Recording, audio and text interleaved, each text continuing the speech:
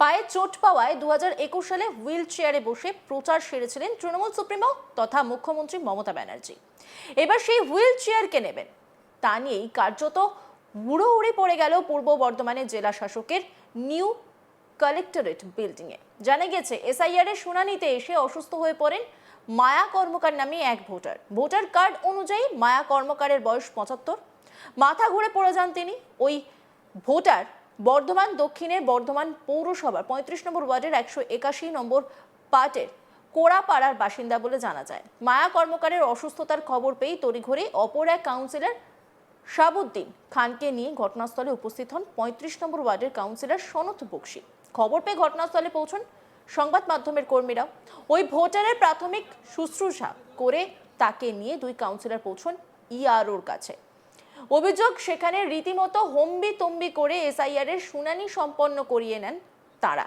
তারপর অসুস্থ হয়ে মহিলাকে হুইল চেয়ারে বসিয়ে নিয়ে বেরিয়ে আসে এক তৃণমূল কর্মী। কিন্তু দরজার কাছে এসেই ওই কর্মীর কাছ থেকে হুইল চেয়ার নিজের কবজায় নিয়ে নেন কাউন্সিলর সনৎ বক্সী।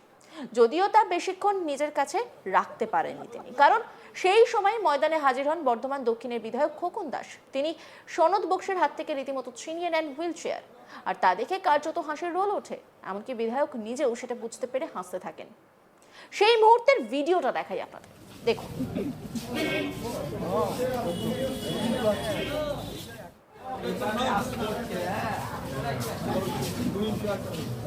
কি হয়েছে জিজ্ঞেস করো, ভরে যাচ্ছে, জিজ্ঞেস করো, ভরে যাচ্ছে, কি হয়েছে ভরে যাচ্ছে, কি হয়েছে ভরে যাচ্ছে, কি হয়েছে।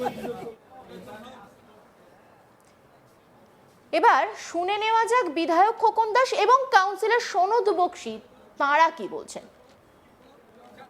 হিয়ারিং এ ডেকেছে 85 বছর বয়স একজন প্রবীণ নাগরিক।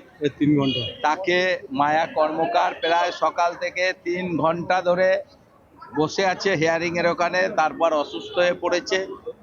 আমাদের সব ছেলেরা যারা আমরা বাইরে ক্যাম্প করেছি, প্রতিটি পুরের ছেলেরাই তারা সঙ্গে আসছে, এসে তার যাতে ভোটে নামটা থাকে, কারণ ভোটে নাম না থাকলে 85 বছরের মানুষটাও মনে হয় বাংলায় আর থাকতে পারবে না।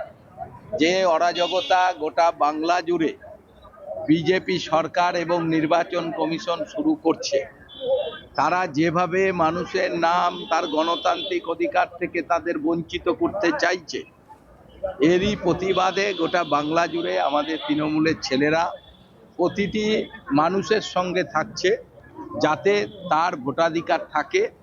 আমরা এই দুঃসময় মানুষের পাশে আছি, কারণ এই যে চক্রান্ত করে বাংলার লক্ষ লক্ষ মানুষের ভোটার লিস্ট থেকে নাম বাদ দিতে চাইছে, এটা একদম নির্বাচন কমিশন কেন্দ্রীয় সরকারের চক্রান্তের বিরুদ্ধে আমাদের মাননীয় মুখ্যমন্ত্রী, আমাদের নেতা অভিষেক বন্দ্যোপাধ্যায় আমাদের দলের যে গাইডলাইন দিচ্ছে সেই অনুযায়ী আমরা হিয়ারিং এর দিন সকাল থেকেই আমাদের কোর্ট চত্বরের বাইরে আমরা বিশাল ক্যাম্প করেছি। সেখানে আমাদের দলীয় কাউন্সিলররা এবং পাটে পাটে যারা আমাদের দলের ছেলেরা কাজ করছে সবাই সকাল থেকে থাকছে, যতক্ষণ না পর্যন্ত হিয়ারিং শেষ হচ্ছে। তাতে রাত 8টাও বেজে যাচ্ছে, 9টাও বেজে যাচ্ছে, আমরা থাকছি। কারণ এই অসহায় মানুষগুলোর পাশে দাঁড়াবার জন্যই আমরা থাকছি, কারণ এই মানুষকে ধরে তুলে নিয়ে যাওয়া, তারপর ঘন্টার পর ঘন্টা তাকে বসিয়ে রেখে তারপরে তার হিয়ারিং করা হচ্ছে। কি করে এই বয়স্ক মানুষকে হিয়ারিং এ পাঠায় নির্বাচন কমিশন আমরা বুঝতে পারি না। আজকে ওনার নাম নিয়ে ওনাকে হিয়ারিং এ ডেকেছে। 2002 সালেও ভোট দিয়েছে, তারপরেও ওনাকে হিয়ারিং করেছে। মানে ভোটার লিস্টে কি 2002 সালে ভোট দিয়েছে, নাম নাই। এবার 19 সব প্রমাণপত্র নিয়ে এসছে। আমরা বুঝতে পারছি না, যেখানে প্রবীণ নাগরিকদের বাড়িতে বাড়িতে গিয়ে ভোট নেওয়া হচ্ছে, তাহলে আজকে প্রবীণ এই নাগরিকদের এই হিয়ারিং এ ডেকে আনার কি মানে আছে? তাহলে তো নির্বাচন কমিশনের লোক তাকে বাড়িতে গিয়েই তাকে ইনকোয়ারি করতে পারতো, তাহলে ভোটের সময় বাড়ি যাবে।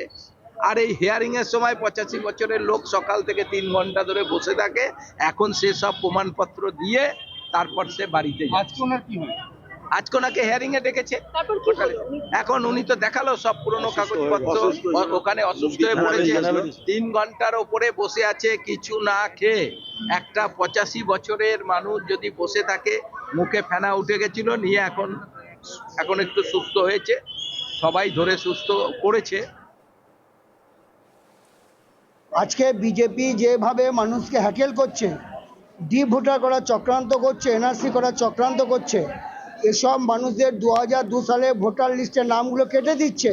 তারা ভোট দিচ্ছে, তাদের 1995 সালে ভোটার কার্ডে নাম আছে, ভোটার লিস্টে নাম আছে, ইচ্ছাকৃত নামগুলো কেটে দিয়ে মানুষকে হয়রানি করে তারা যাতে ডি ভোটার হয় তার চক্রান্ত করছে। এনাকে ডেকে এসছে, প্রায় 1:30-2 সময় এসছেন। আমরা এক সময় এসছি, আমার স্ত্রী ওই ওখানকার বিএলএ 2 সময় বকছি, তাকে অ্যালাউ করছে না, আমরা কাউন্সিলর অ্যালাউ করছে না। সে একটা বোঝাত বয়স্ক মানুষ আজকে সেখানে হার্ট ফেল করে যাওয়ার মতো অবস্থা হয়ে গেছে। আমরা জানি না ওনাকে এখন কতটা সুস্থ করতে পারবো কি পারবো না, সেটা এখন আমরা বলতে পারছি না। একটা বয়স্ক মহিলা রোগা দেখছেন, ওই মহিলা প্রায় আজকে 2-2.5 ঘন্টা দাঁড়িয়ে আছে, প্রায় 9 করে 300 লোক ওখানে স্ট্যাম্প প্যাডের মতন হয়ে গেছে। উনি মাথা ঘুরে পড়ে গেছেন। আমার স্ত্রীর সঙ্গে সমাবক্তি করে বিএলএ 2 ছিল, ওনাকে তুলে জল টল দিয়ে সেবা শুশ্রূষা করে এখানে আনলো ওখান থেকে ভিড়টা কাটাবার জন্য। কিন্তু আমাদের বক্তব্য হচ্ছে, একটা নির্বাচন কমিশন সে মানুষকে সুরক্ষা দিতে পারছে না, সুরক্ষা দেওয়ার নাম না করে সে মানুষকে হয়রানি করছে। হিয়ারিং এ আনে 75 জানেন না, 80-85 বছর বয়স, আমি জানি। এই স্ট্যাম্প প্যাডে মানুষকে হ্যাগেল করছে। একটা মানুষকে 2:30টায় আসতে বলে 7টা-8টার সময় তাদেরকে লাইনে নিচ্ছে। তাই লোক টাইম বলতে পারে যে আমরা এই সময়ের মধ্যে এই সময় নিয়ে নেবো। প্রত্যেক দিন বর্ধমান সে অশান্তি করছে, রাত 10টা-11টা অব্দি হিয়ারিং করছে, সকাল 6টা থেকে তারা বেরিয়ে আসছে। খাওয়া নেই, তারা তারা টেনশনে আছে। এখন মানুষ বলছে কি খাবো কি পরবো না, বলছে আমার নামটা থাকবে তো, আমি ভোট দিতে পারবো তো, আমি বাংলায় থাকবো তো।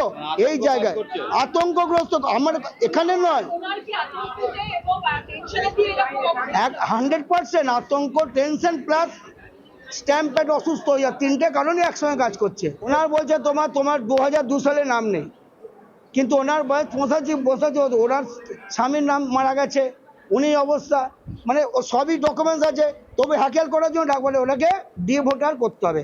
উদ্দেশ্য একটাই, বাংলার মানুষকে ডি ভোটার করে এনআরসি করা। নামটা বাদ দিয়েছে বলেই ডাকছে, নাম ছিল না কে বলছে।